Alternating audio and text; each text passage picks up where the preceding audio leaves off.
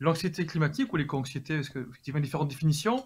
Nous sommes basés sur l'éco-anxiété ici d'un point de vue purement anxiété orientée vers la crainte, les inquiétudes par rapport au changement climatique. Il y a une multitude de définitions, en fait, pour être tout à fait honnête. Donc, effectivement, ici, on s'est focalisé sur une des définitions, mais se traduit notamment, effectivement, par la difficulté de sommeil, des inquiétudes, des cauchemars par rapport au devenir environnemental, par rapport aux conséquences climatiques futures, par des manifestations de la vie quotidienne, des pleurs, des difficultés à se concentrer et ce genre de choses. Mais ceci, c'est important de préciser ici que l'anxiété n'est pas une mauvaise chose en soi. Ça, c'est un point important. L'anxiété est une émotion, une émotion du latin movere. Movere, se mettre en mouvement, bouger. Donc l'anxiété, elle est là pourquoi? Elle est là pour nous mettre une menace potentielle est là.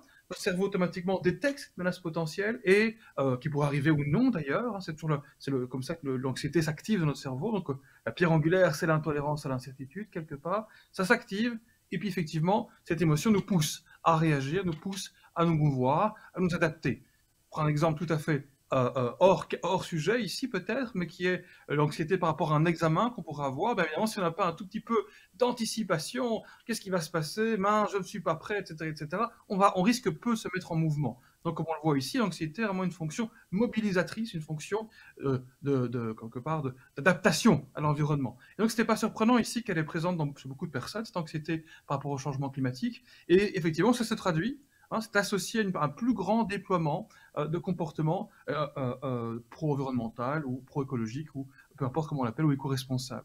Hein, alors ça, c'est la plupart des personnes. Cela étant dit, c'est comme l'exemple de l'examen. Ça marche pour la plupart des personnes. Par contre, si l'anxiété devient chronique, persistante, trop intense, eh bien, elle ne sert plus cette fonction.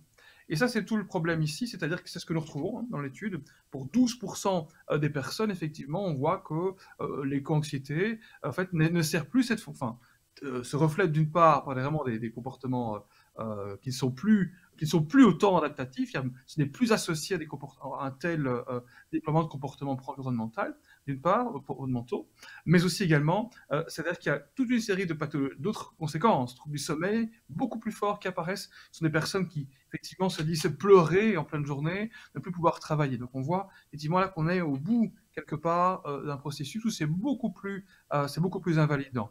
Et donc, la plupart des personnes, c'est donc adaptatif, et les problèmes de sommeil, certes, c'est désagréable, les maux de ventre, certes, c'est désagréable, les inquiétudes, mais ça peut être pour un bien collectif, sauf quand ça devient trop intense et trop chronique. Et malheureusement, là, évidemment, ça ne sert plus cette fonction-là, et ça devient très invalidant pour les personnes et très dysfonctionnel.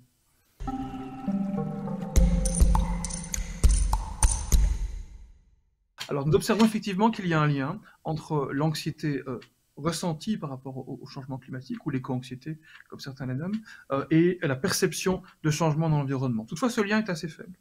Il est significatif, c'est vrai, mais il n'est pas le lien, la plus grande explication. Donc, on a vraiment l'éco-anxiété qui existe à part entière.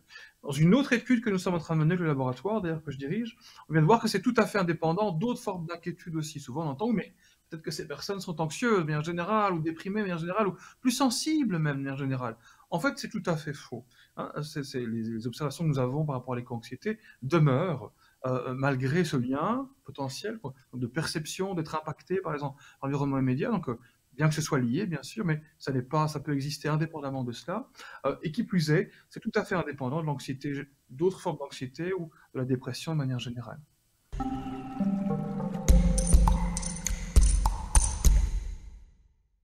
Comme je l'évoquais, l'anxiété est adaptative pour beaucoup de personnes et adaptative pour une série de personnes.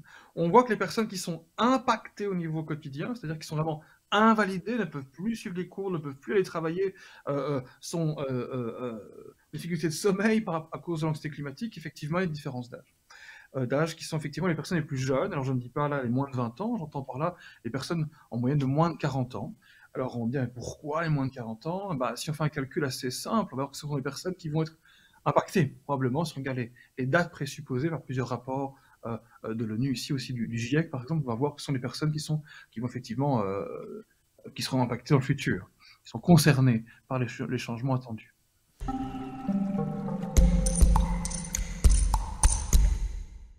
On aurait des impacts très graves. Alors, on a été très surpris de constater que 12% de la population, sur 2080 participants, dans plus de 8 pays différents, dont 3 en Europe et le reste dans les pays d'Afrique, étaient impactés. Ce chiffre de 12%, plus ou moins le même dans différents pays. Donc 12% de personnes, à quelques décimales près en fonction des pays, hein, sont impactés dans leur quotidien par leurs inquiétudes par rapport au changement climatique. Quand je dis impactés dans leur quotidien, c'est donc se retrouver à pleurer en pleine journée parce qu'ils sont effectivement inquiets, trop inquiets par rapport au changement climatique, ne plus pouvoir aller travailler, avoir de sommeil, ne plus pouvoir dormir correctement, ne plus pouvoir se rendre à une réunion de famille sans penser à cela. Donc effectivement, c'est très très très inquiétant. Pour être tout à fait honnête, avant de commencer cette étude, je ne m'attendais pas à un tel chiffre.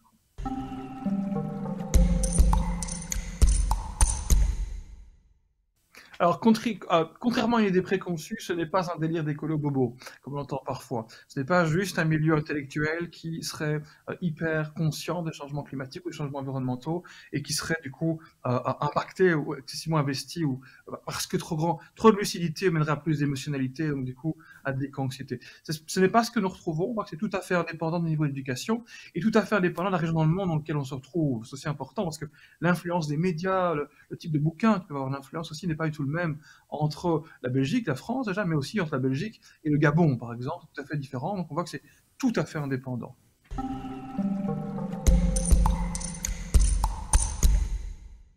L'anxiété est une émotion un peu particulière.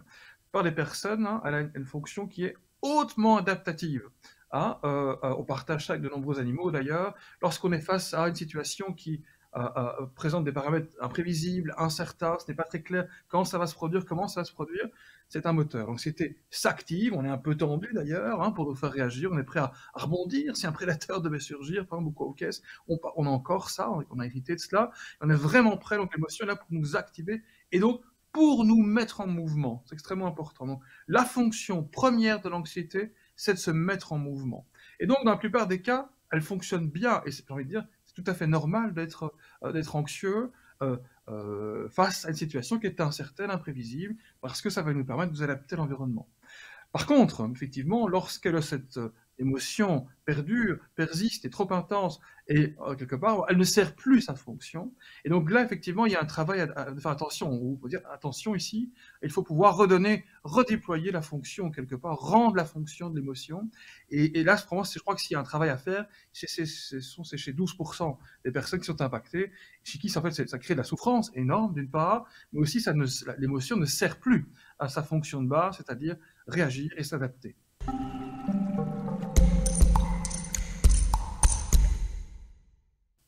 Il faut absolument réagir, et comme je l'évoquais juste avant, la pierre angulaire de l'anxiété, c'est l'intolérance à l'incertitude. On l'a vu avec le Covid, par exemple, pour faire un lien ici, un petit peu particulier peut-être, mais c'est quand même fort proche. Le Covid est un petit peu un laboratoire, je crois, à certains niveaux, certaines choses qui peuvent nous arriver qui vont peut-être nous arriver dans le futur. Au plus il y a d'incertains, au plus il y a d'imprévisibles, au plus c'est un chaos, en fait, quelque part, médiatique, politique ou quoi ou qu'est-ce. On voit bien que les gens, à un moment, ne savent plus comment réagir, et on part dans plein de directions, et on ne sait plus s'adapter, parce que l'émotion qui est là pour peut-être agir une seule fois, mais persiste, va dans tous les sens, et c'est difficile. Par contre, lorsqu'on organise la prévisibilité, ou qu'on admet, on ne sait pas ce qui se produit, il faut organiser les choses de telle manière, en différentes phases ou étapes, donc on introduit de la prévisibilité, de la planification, de l'organisation, et bien en fait, quelque part, ce qui active l'anxiété, ça me nuit un tout petit peu, donc on peut facilement aider les populations, je pense, en donnant de la prévisibilité, en admettant parfois qu'on a des difficultés à avoir pris une décision et voir clair, mais en tout cas, en étant transparent, augmenter le plus possible rendre le plus possible prévisible les choses, et planifiable quelque part pour les personnes. Ça, c'est un moyen d'action quelque part que les gouvernements pourraient mettre sur pied pour pouvoir agir par rapport à l'éco-anxiété.